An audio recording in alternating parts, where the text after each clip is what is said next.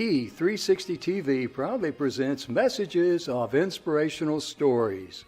Live streaming now to millions of devices, including Roku, Apple TV, Amazon Fire TV, Android TV, YouTube Live, Facebook Live, with your host, Donna Guinois, producer and host, Jim Grant, producer and host, along with Michaela Vidal, administrator and host, and Gaia Guinois Balconi Wada, editor-in-chief.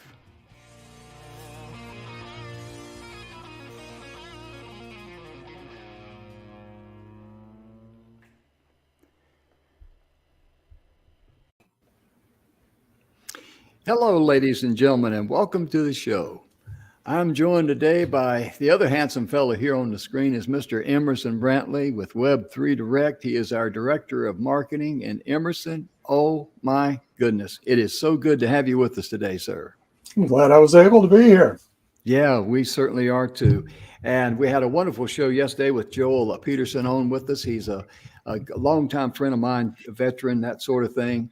And he suffered from PTSD, and he talked a lot about how PTSD is more physical than it is mental. And if there's anyone listening out there and you'd like to know more about that, you can actually contact Joel. This is his personal email address, joel@67@gmail.com. And that is his cell phone number. That's how serious he is in helping anybody, whether you're a veteran or not, anybody that suffered from PTSD, because he says it is physical. You correct the physical properties in your body, it feeds your brain properly, and it addresses the PTSD, because he says a lot of people are old school thinking. They think PTSD is all mental. But yeah, I got a ding on that one there. That was a good comment there. Well, and PTSD, they've identified actual genetic markers for PTSD. Yeah, share a little bit about that. In the DNA and in our DNA code. Mm-hmm. And some people can be more susceptible to it than others, but there is definitely that physical connection. Yeah. And it's one of the things they discovered several years ago. Mm-hmm. It is real. Oh, yeah. It's not just in your head, folks. It's real. Yeah. And because of some of these things, some more enlightened therapies and treatments have begun coming more into the mainstream. And just ask for the help and get the help, because it's real. Yeah. Yeah. The thing about it is that, as we go and grow and become more knowledgeable, and we appreciate the fact that because it is physical, and we treat, give our body the ammunition it needs, and everybody's body is different. And I'm just slaughtering this as I'm saying this, but the principle and what I'm saying is true. Whatever your body needs to feed your brain, give it the ammunition it needs to deal with, any condition you have, PTSD, TBI, traumatic brain injuries, all that, because it's very, very important for you to be proactive. And Joel will be more than glad to help you on that. And Emerson has a lot of information at his fingertips too. So let me put up Mr. Emerson's website. That's Web3 Direct right there. And you can also contact Emerson with talkwithemerson.com. Is that still a good one? Talkwithemerson.com. Yeah, because he's got, that'll work. It's easy to remember too. Talkwithemerson.com, because he's got a lot of great information. It's going to be coming down the pike in the future, because having your mental health, that is extremely important, because and it's directly connected to your physical health. Yes, it is. Yes, it is. When I came back from Vietnam, I remember sitting in my bedroom there, and I looked at the model cars that I'd made as a teenager, and I'm sitting there and I'm thinking, I'm really home. Why don't I feel happy? And there was no one there to talk to me or anything like that. And for a little while, for a few moments there, I thought, well, maybe I'm losing my mind. And ladies and gentlemen, that scared me. And, in reality, if I was, mentally checking out and making the big escape, I probably wouldn't know the difference anyway. But at 21 years of age, I didn't know that. So I can relate to people that, are dealing with, problems mentally. And so please, reach out to Emerson, talkwithemerson.com, or be sure and reach out to Joel Peterson, Peterson. And that's Joel67@gmail.com. And his phone number there is 775-384-7063. So we want to make sure we provide you with good information. But before we get started today's National Day, oh my goodness. Here in the United States, we recognize this is the Army birthday. Happy birthday to the Army. I spent 31 years in it. It's also the National Flag Day here in the United States.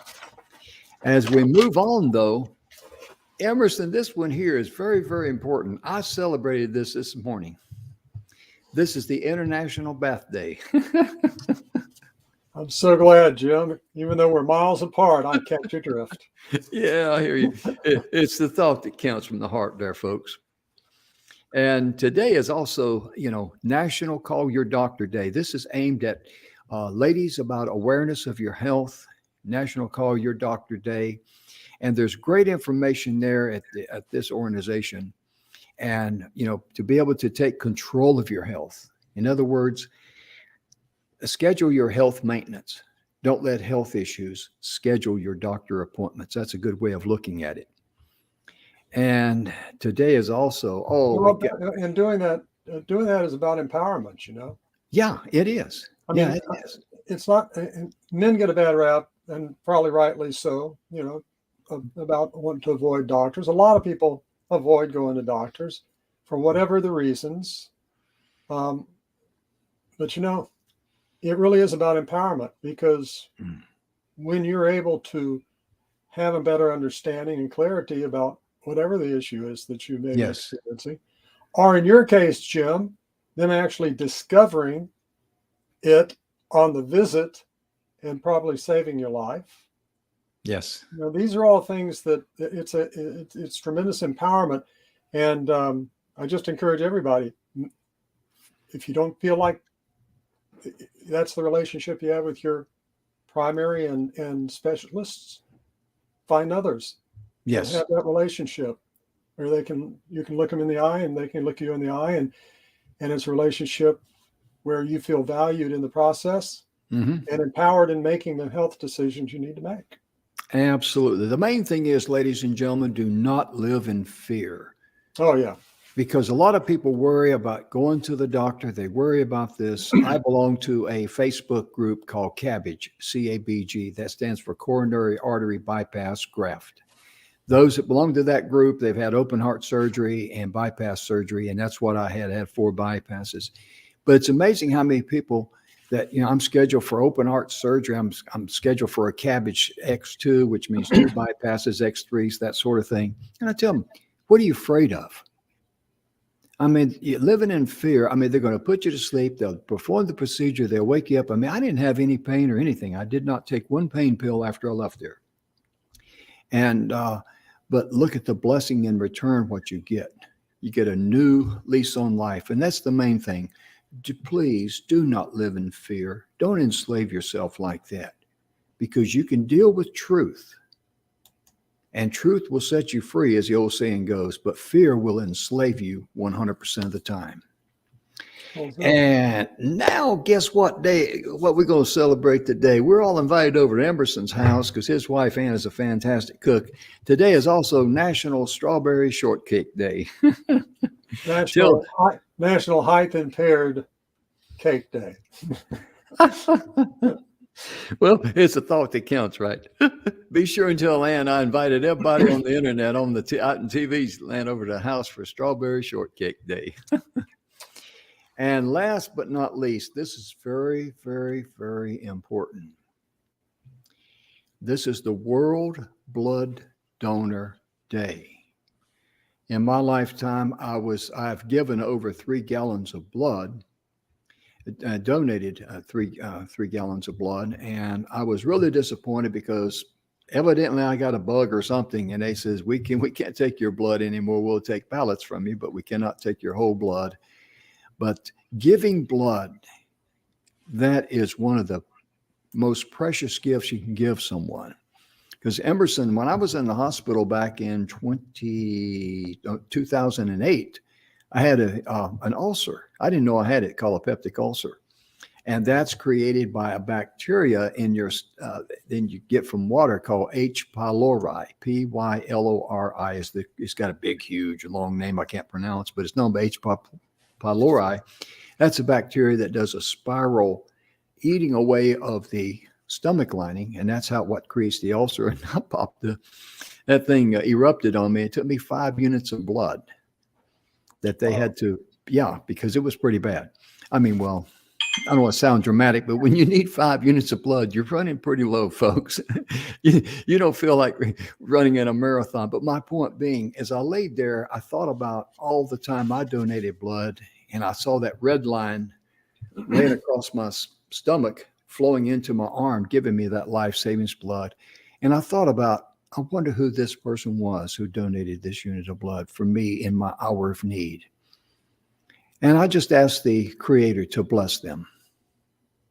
You know, whoever they are, I don't know who they are, but the Creator do. And I just bless them. Bless them in all areas of their life. I gave thanks because the rest of the time we were giving blood. We were in the Army. We were all clowning around. We were having a good time. You know, one of our buddies did not like needles. And he was on the table. I got to tell this little story out of school right quick. And we're standing there, and I popped off and I said, because the nurses there, they all knew us. They were with the American Red Cross, and they knew we were a bunch of clowns. And we knew that we just having fun. I said, you know what he said today? And I told her, I said, he said it'd take a real nurse to hurt him. Hey, would you shut up? And my other buddy says, that's not what he said. I said, what'd he say? He says, a real nurse would take it out of his jugular vein, and without missing a beat, she took that swab or that little gauze and she wiped the side of his neck. He sat straight up, his eyes this big. A good time was had by all. And giving the blood like that, we just did it, you know, just in good humor. When you're on the receiving end of it in your hour of need, it's a very, very, very special gift. Mm-hmm. It is something you can give. And trust me, the person who gets that blood will be very, very appreciative, or their family will be if they're unconscious or something. There's nothing that they can do that replaces actually having blood in that moment. Yes, absolutely. It's the gift of life. And excuse me a minute. I had to cough there. I didn't want to cough in the microphone.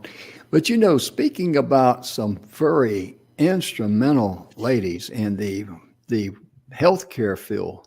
Mm-hmm. Oh, and talking about world, this being the World Blood Donor Day. My goodness, Emerson, who comes to your mind? There's a couple of ladies. I'm going to let you take the lead on that, sir.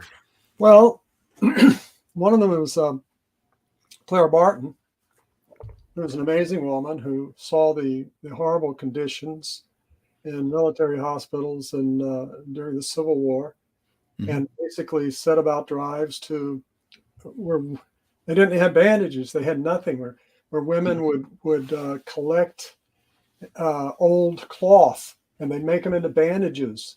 And she would go and they would. She organized the people, primarily women, to go to mop the forehead and to clean and to help take care of the soldiers who were in these horrible field facilities. Mm-hmm. Sometimes not even with a covering over them. Mm-hmm. And she later became the founder of the United States Red Cross. Mm-hmm. And there's so many stories in there, and what she went through to make that happen. And that was Clara Barton. Yeah. There's another one that we're going to talk about as well, and they both are related. That's why. But a few years later, during the Crimean War, which was over in the Middle East, it was Ottoman Empire. That was from October 1853 to February 1856 between Russia and the Ottoman Empire. Go ahead. And it was just a horrible, horrible, horrible, unbelievable. The way battles in the 1800s begin changing was dramatic. They still marched into battle like they were, carrying swords and spears and arrows. And when they would shoot, you may be aware of this, Joe, I mean, with your military background, with the old rifles, the old guns, long guns, Muskets. not rifles. They literally would line the people up. The ones in the back would stand up. The ones in the front would kneel while they reloaded. And the objective was to aim between two people. That's how poor, they weren't that accurate.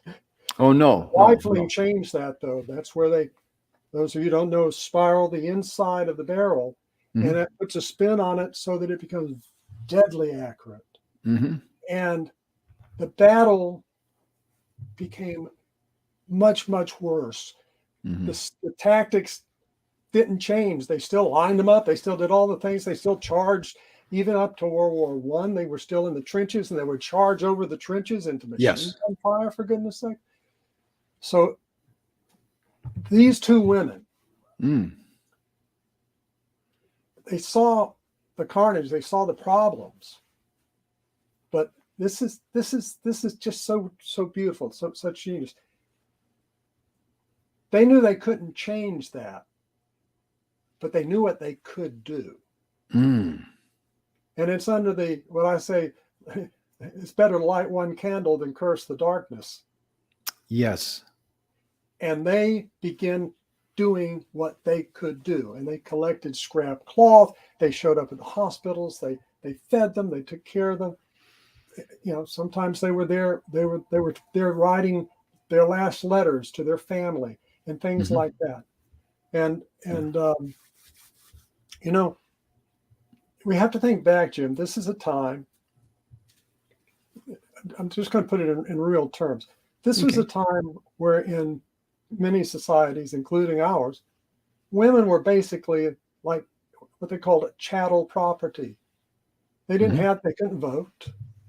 Women couldn't do many things. They couldn't go and get a job in many cases until late in the 1800s.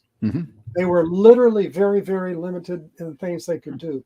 But here again, what these two women did was they took what they could do and they changed the world for it. Yeah. Florence Nightingale over in the Middle East, she became known as the lady with the lamp.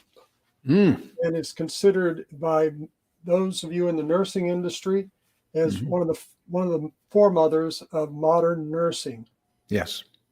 Creating sanitary conditions, caring for the wounded, being there, serving, cleaning, and doing whatever needed to be done to help as many survive as possible. And I'll just share this and then I'll be quiet. A number of years back, my first wife was a brilliant registered nurse, and we were in London, and there's a Florence Nightingale Museum.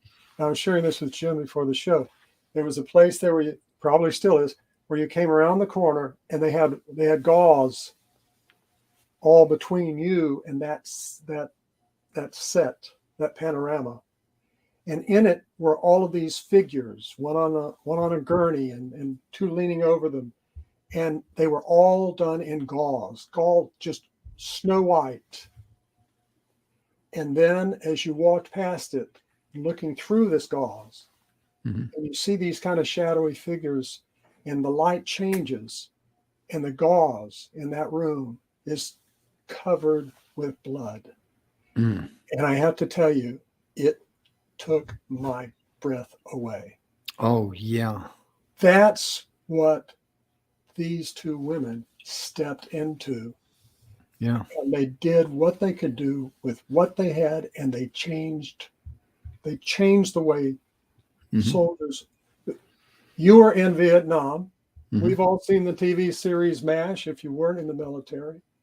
That's Korean War. The MASH units came directly out of what these two women and others began doing in the 1800s to change that paradigm and to take care of the wounded in a way that the military wasn't. The medical profession largely wasn't that advanced at that time either. No.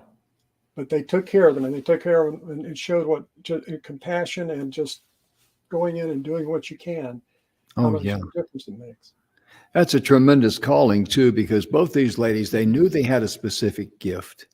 Mm-hmm. And when you have a specific gift, you know, you will know in someone's hour of need. In fact, it's 2 hours of need. It's going to be their hour of need and your hour of need to respond.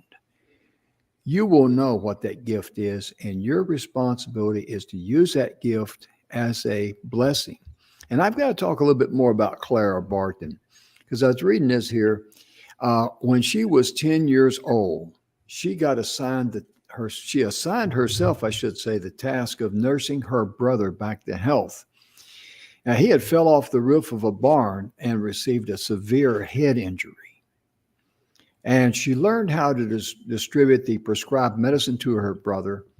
And back during that time, part of the treatment, this is how, just how backward it is. But part of that treatment was to place leeches on his body to bleed him. That was a standard treatment at the time. They believed that bleeding was good for you. Or to bore holes, or with a head injury, to bore holes in the brain to relieve the pressure. Yeah, yeah. And she continued to care for her brother David long after the doctors had given up. That's where these ladies really became trailblazers, because the doctors, they could only do so much, and that's it. They were not there for the long-term care. They were not there for the person to make a full recovery. But that being her brother, she was 10 years of age. As a young lady, a little girl, maybe not a little girl, but a young girl at the age of 10, she continued to not give up on her brother, and he made a full recovery.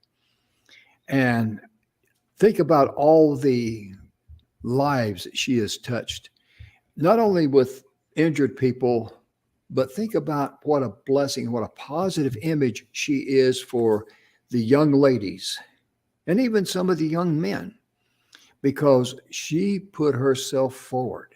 And that's what we do in life. We take our blessings in life, we put our best foot forward.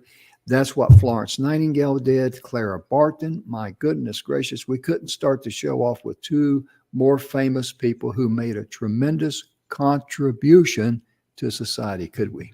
No. And I'm gonna throw out two words. Okay. And there's somebody watching who needs this. Is one of the things these two people didn't do was listen to the people who said, you're just a woman. You're just a this. You're just a that. Mm-hmm. Take the words just a out of your vocabulary, mm-hmm. and recognize that you have certain specific gifts, mm-hmm. and there are people who those gifts will mean everything to. Mm-hmm. Yeah. And if you will but tap into them and trust. Yes. Trust it. And don't listen. Mm-hmm. Don't listen to the rest.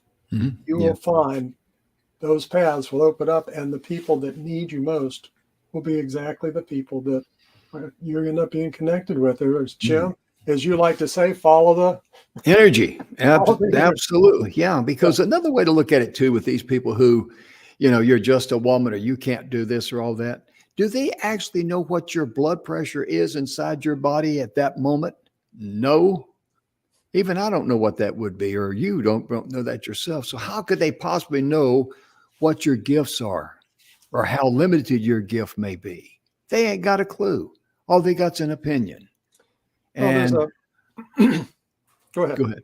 I was just going to say, opinions are, they're a dime a dozen, and they're twice that many, on sale on the weekends. I mean, just take it with a grain of salt, because just look at it like that. They don't know what your blood pressure is. They do not know what your gifts are.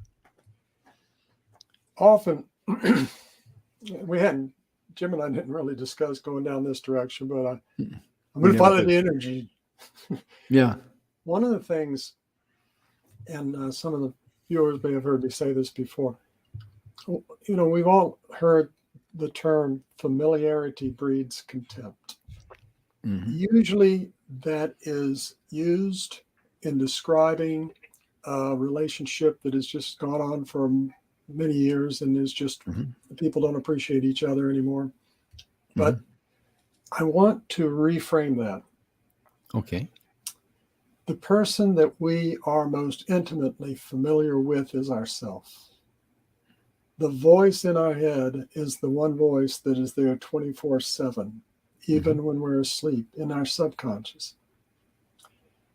It's very, very easy to begin thinking in that just a kind of a mode of, yeah, I'm not that special. I don't have that much to offer. There are people that let somebody else do. There's people a lot better than, we can go on and on. And the example that I like to use is, maybe you've been at a party or heard somebody sit down at a piano and play some beautiful piece of music. And inevitably somebody will walk up and go, oh my goodness, I've always wished I could play piano like that. And what saddens me is when I hear a response along these lines. Well, if you had Miss Johnson hit your hand every time you hit a wrong note from the time you were 6 years old until the time you were 15, you'd be able to play just like me. And totally discount their own work, their own gift in the process.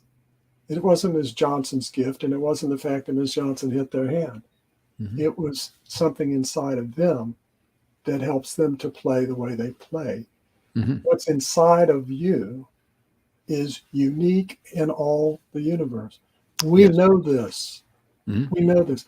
For one thing, there's not another person that has ever lived or ever will live who has the exact chromosome set structure that you have. It's true. You are totally unique. And it goes way beyond just that.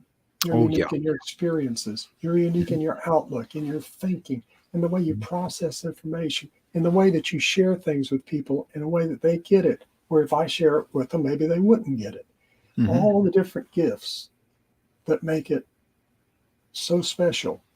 To find your place and your light and your gifts and trust it, to as I say, stand in that value is everything.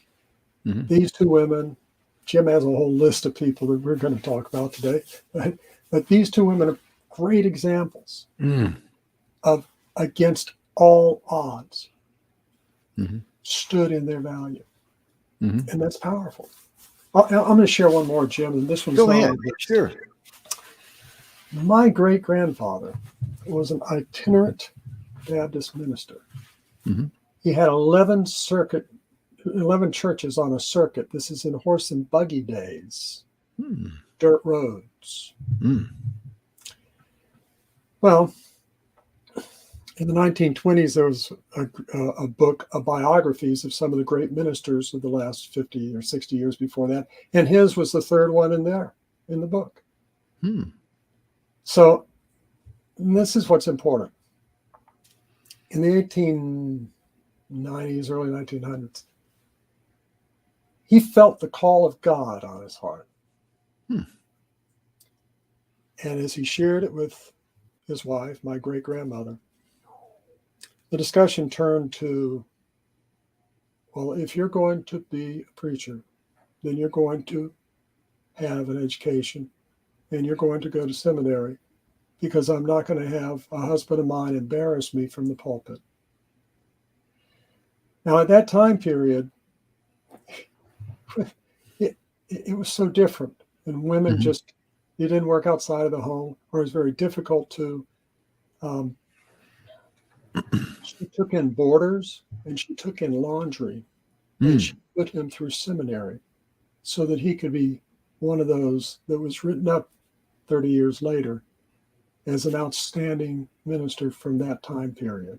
The hero to me in that story was my grandmother, that nobody wrote a single word about.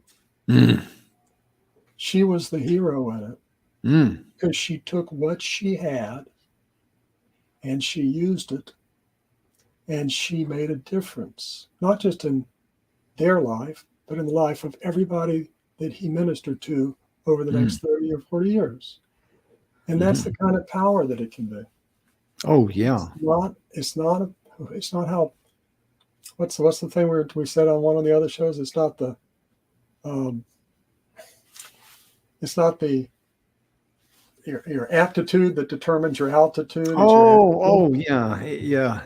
Your attitude will determine your altitude. Right. Not There your we go. aptitude. Yeah. We have some many sayings around here. I had to twist the Rolodex of my mind, see which one he was talking about here. But it's really, it's really inspiring to know that, whenever someone has a gift and have a knack for it or whatever, and they don't listen to other people, the naysayers, the people that say, well, you can't do this, or, I don't know if you can do that or not, or, you're just to this or you're just to that. I mean, it's just amazing how some people will allow other people to determine how they're going to live their life rather than being true to themselves. Follow that stepping out energy. in faith. Yes. Follow that energy. Step out because, as you so eloquently put it there, about how uniquely no one has your DNA makeup, just like we all know no one has your fingerprints. You are that special. Don't let anyone tell you you're not. And Jim, when I hear somebody say something flippantly, like behind every great man is a great woman, right? Very common saying. I know their intent, but my question is, tell me about her. There you go. Tell me about her. Yeah. That because that's not the obvious, Yeah. It's not the obvious. Excuse me, I got a big itch here. That brings something to mind that Napoleon Hill wrote about. Napoleon Hill wrote about in his book. After interviewing 500 of the richest men in the world at that time, and he said one of the most common, there was two common denominators they had. Number one, they had a great mother, but he didn't give any examples of what made the mothers great. And the second thing, of course, is that many of them faced multiple failures, sometimes hundreds and thousands of failures. And they decided, well, I'm going to try it one more time. I'm going to take out one more step. And then they walked into the spotlight of success. But picking up on what you said there, it'd be interesting to see how their mothers inspired them to become the person they should be. That's like the old saying, the hand that rocks the cradle will rule the world. And it's just, ladies are just so special to us. I mean, in so many ways. Women have been very instrumental in your life and as well as my life, I mean, growing up with three sisters, older sisters in the house and me, I thought thumb therapy was normal. I'm having a little fun there because we used to always, we'd pick at each other, but let someone pick on one of us. And then the whole family comes together. We were like the Hatfields against the McCoys or something. But it's so true about women and how they are really the anchor many times in life. And if they are the queen bee of the hive, as I call it. And I'll go on the air and I'll say this because it's very, very true. I tell people when they look at my daughter, Lisa, and my son, James, and tell me what fantastic kids I have, even though they're grown. I said, well, you don't look at me. You got to look at their mother. She was the strong anchor in their life. She was the one that really instilled, more so than me, to be honest, their morals, their values, their ethics, their outlook on life. That's how rock solid she is. And I have to say that in all honesty because it's true.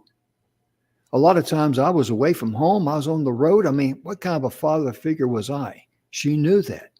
I'm going to ask you to consider reframing it just a little bit. Okay. All right. And I want to tie together something that I said earlier. Okay. About familiarity breeds contempt. Okay. All right. Because their mother was a powerful, powerful element. But I doubt if you ask them, if they would say that you weren't. It's the combination, just like our own uniqueness, the relationship that we build is a unique relationship. And it's a relationship that ideally each is empowering and enhancing the other. Yeah. And so there are parts of it that you represent in their life and parts that she represents in their life. Yeah. So You're correct on that. Yeah. Yes, I hear what you're saying. Yeah. And again, back to that though, Yeah. you were an important part of it too. And Yeah. Well, they see that. I tell people that, even though I'm their father, they call me and recognize me as their dad. And that's very, very important to me because, as we all know, there's guys out there. I mean, they can make babies. They can be baby makers, no problem. But are they a dad? When I was home with them, I was their dad. And they could come to me about anything and talk to me about anything. And we'd do things together, with them. And it's just, it's important, for, to be recognized. Yes, this is my father, but they never introduced me as a father. This is my dad. That's just, to me, I take that as a sign that they love me and appreciate me. And that's all that matters to me. It really does. They like me too. My 3 daughters still refer to me. Yeah. Dad or daddy. Yeah. Even though you're their father, but deep down in their heart, you are their dad. That's well, and what special. is it that Marty Haggard, when he was on the show, likes to say,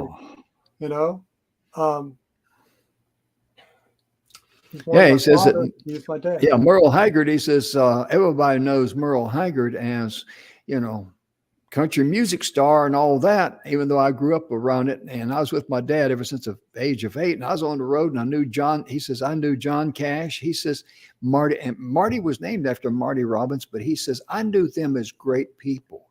But when it comes to Merle Haggard, I didn't know him as a star. I knew him as my dad. Yeah. And that speaks volumes. And, that leads me into one little thing about an inspiring story that I'd like to share. Merle Haggard, and this is a principle we should all live by. This is what we should seek out and do. Merle Haggard was a major star back by the late 60s, 1960s, country and western star. He had multiple #1 hits. And so he had a studio musician who played guitar and sang harmony on all those great hits back in the late 60s. And did for a number of other musicians. Yes, he did. And he went to Merle and he says, Merle, he said, because he looked at Merle like Merle was a big brother. And Merle looked at him like he was a little brother. There was a brotherly love there. And that's the kind of relationship that we should have with one another. Like Emerson and I, we're brothers by different mothers. That's a good way of looking at it. And he says, you're with Capitol Records and you got all these #1 hits. I mean, I cut a record with Capitol and they're not doing anything with it. And he said, could you give me some advice? And Merle said, well, sure, I'll be glad to help you. How can I help you? And he said, let me listen to the song. So he had the record there and he played it. Merle listened to that song and he says, that is a mega hit. That's a major hit right there. You got a #1 song right there. And he said, well, how can I get it going? And Merle says, well, in 2 months, I'm releasing another single.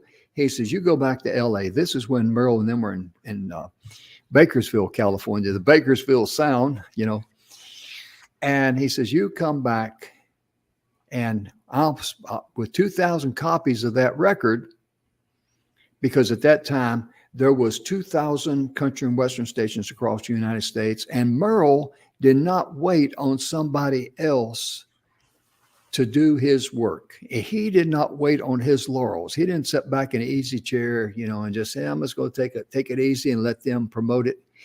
And because he would send out every new record to the 2,000 radio stations with a handwritten note in there.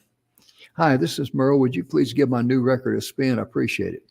Or something like that. And so he told this young man to come back with those 2,000 singles.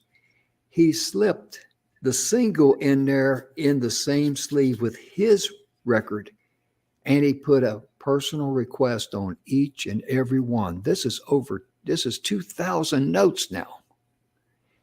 And says, please give this record a spin for me. Appreciate it, Merle Haggard, or however he wrote it, but he did ask them to give it a spin. And so Merle not only wrote the note for them to spin that record, he not only, helped package it, him and Bonnie Owens, and melded out everything.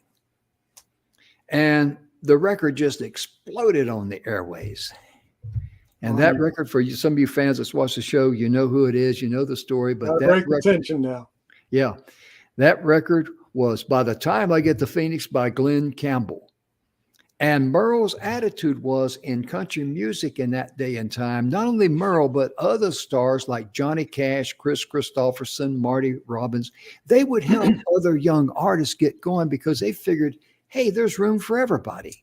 Rising tide lifts all boats. Yes, that's a good way of putting it. The rising tide lifts all boats. And that's what we should do.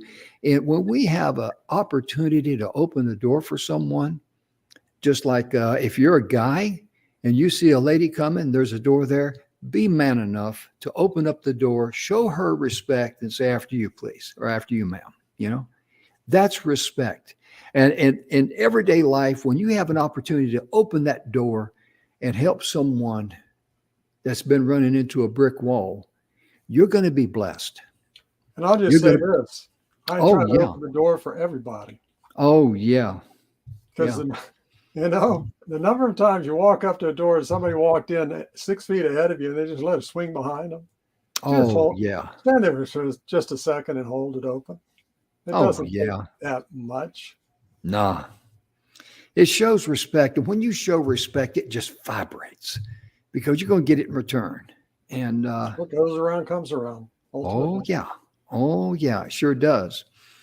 And, one of the people that we had a list of people here, we as pick and choose, and of course we speak from the heart too. But one of the people that we mentioned, Thomas Edison yesterday, but how about Mother Theresa? Oh my goodness. Talk about a dear, sweet lady. I mean, just the picture of when I think about her. Fearless. Yes. And I think about how someone just really went the extra mile and she was just so humble. She went into areas that she didn't go in by yourself. Yes. She worked with people that you didn't talk to or touch. She touched them, which is one of the greatest showing of care. Yes. She created an orphanage. At a time where, street kids were bought and sold. If anybody ever saw Slumdog Millionaire, you know how that story plays out. But she was amazing. She was amazing. None of these people were perfect, Jim. No. They took what they had and they did what they could with what they had. Oh, yeah.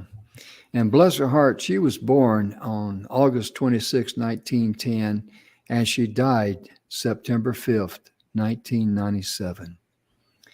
And I know you can't, earn your way into eternal life and merit and all that. But I mean, I'll tell you right now, definitely have some good conversations when you're there. Oh, yeah. I mean, this lady here, she was rewarded for her love and that she showed others because she demonstrated her love. I mean, when you heard the name Mother Teresa, there was only one thing came to your mind. That was a very humble, kind, giving, loving person. I mean, when you thought about Mother Teresa or just heard her name, what did you think about, Emerson? Somebody who spoke in words of love and peace, reconciliation and care. Yeah. Somebody who cared deeply. Somebody who had basically, and I'm not talking about her faith or her religious order or any of these things. I'm talking about her purpose and her vision and her belief in what she was doing and doing good. And everything that she was doing is what drove her. And, Yeah.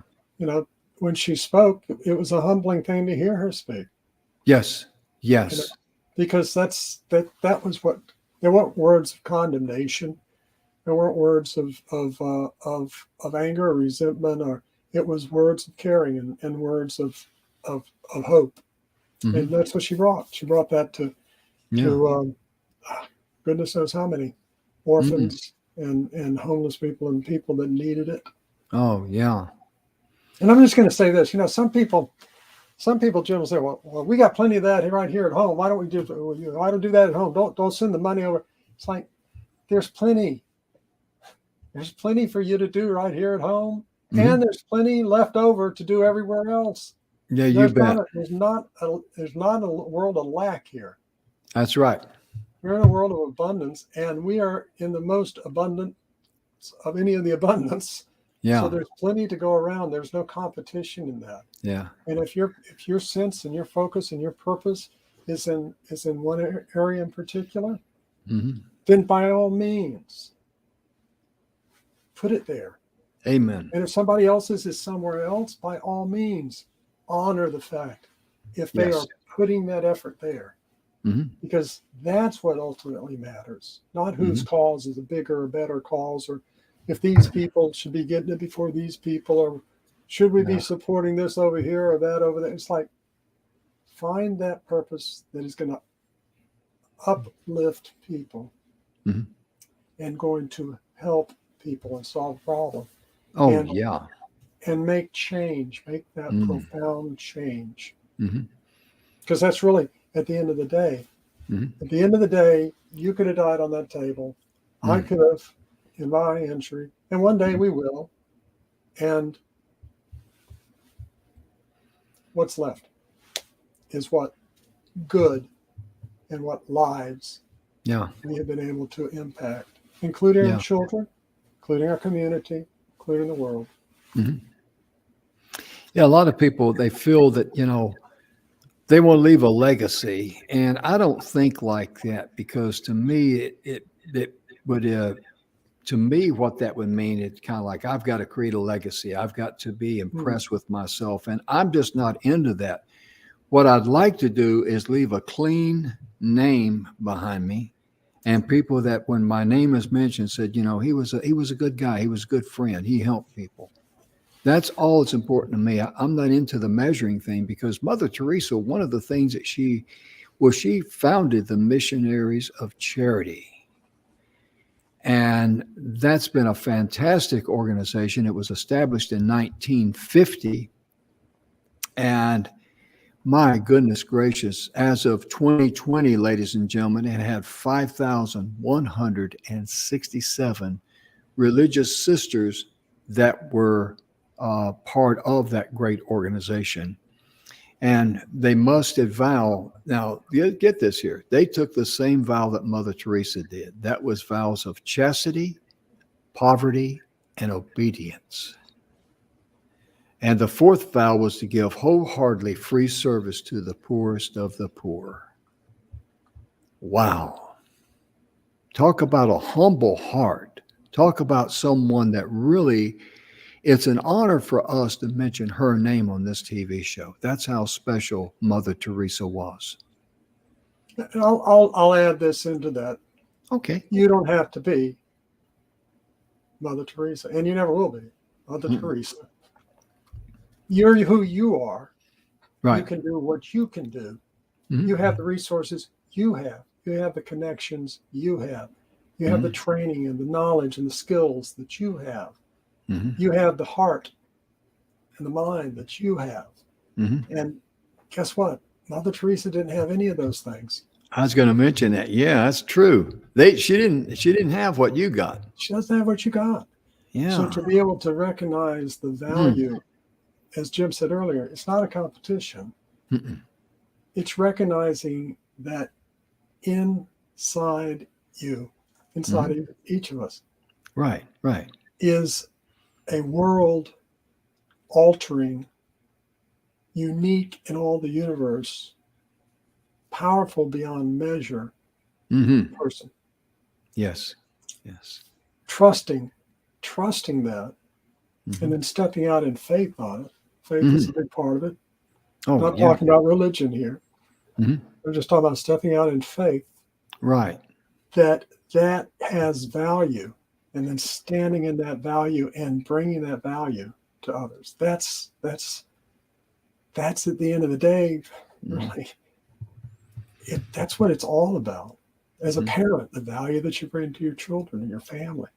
Oh, yeah. As a member of your community, as a member of your fellowship or church or people. Yeah. Anything that you're doing Mm-hmm. to come at it from that perspective is what kind of value can I bring? Yeah. In fact, Jim, just today, I was on the phone for about an hour and a half with a prospective company. Mm-hmm. Right. I remember. And they asked me that question, and I put the question right back to them and said, what value do you see that you feel I can bring? Wow. I think I don't need to step back and talk about all the, thousands of campaigns and all of the companies and all the countries that I've done marketing in. And I don't need to. What are the things that I can bring value to you in what you've got? And that's powerful. That's standing in your value, though, because I know I can do all sorts of things. Mm-hmm. There's a lot of things I can do, but it's not expeditious for me to try to do everything. Right. I can reach hundreds of thousands or millions of people for a company, but it's not the best thing in the world for them to have all sorts of people if they're not the right people. So back to one of the first things that you joked about before that I said, what's the main purpose of your marketing? Oh, yeah. So eliminate as many of those people. Eliminate meaning so you can have those conversations that matter. With people who can help. And the same is true with your gifts. Mm-hmm. Mother Theresa arguably could have done all sorts of other things. She could have been the COO or the CEO of a major corporation, run it because she was running organizations. How many people did you say were? It was 5,000. Hang on here a second. She could run 5,167. She could have run an entire company doing manufacturing, doing distribution, building vehicles. It doesn't matter. She could have done all sorts of things. That's not about all the things you can do. It's about finding that inner gift and purpose and how you want to apply it in a way that's going to make a transformative difference around you, for the people around you, for your community, and beyond that, the world.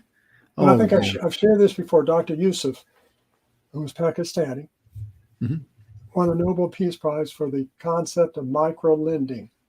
Now, this isn't a big concept. It's about loaning $50 or $100 to a woman in a village that may or may not have running water or electricity, who maybe because of their customs can't even leave the house without her son or without a male family member with her, who may not be allowed to work outside the home. I mean, there's all sorts of limitations, things. But he said, if you give that woman $50 or $100, she can buy cloth and thread, and she can make clothes, or she can buy get a cell phone and charge people to make phone calls to other parts of the country, or all of these different things that the industriousness of that unique person would spring forth with just that small amount of money. And what he did was he proved it. And micro-lending won him the Nobel Peace Prize. And these are loans. These aren't grants. They're not charity. But that's an important part of it because he left the dignity in place. He wasn't bringing in a big old sack of beans and saying, here, now your family can eat. You depend on me because I'm going to bring you the beans. Yeah. But it gave them the dignity to create a new life for themselves and for their family. And that changed. Then they would bring in other women into their cottage industry, and then that would change the community. And ultimately, he said, you change a country, you change the world. Mm-hmm. So, and their payback on those microloans was better than a bank, weren't they? their payback, yeah, thank you. I started to say that and I forgot. Their payback on those little microloans in these developing countries all over the world, the payback rate is greater than the payback rate of prime loans in the United States. Mm. The country that has the most resources of any people who have jobs. People, the default rate here is higher than what these women managed to do. Yeah. And they would line up. They would line up on like on a Monday to make payment because it meant so much to them. Yes. The dignity of being able to have somebody trust them with that, and they wanted to be the first in line to be able to give their payment and be part of it. And so the money continued to be able to be used again and again and again to help more. And that's with the other thing. They wanted to be able to help more. They wanted others to experience what they had had. Sure. Yeah, we're almost out of time, but it's so important to be able to, in that micro lending program, they enabled someone to be able to step up, have an open door, and retain their dignity. Because if it's a handout, you've robbed them of their dignity. You really have. It's a horrible thing.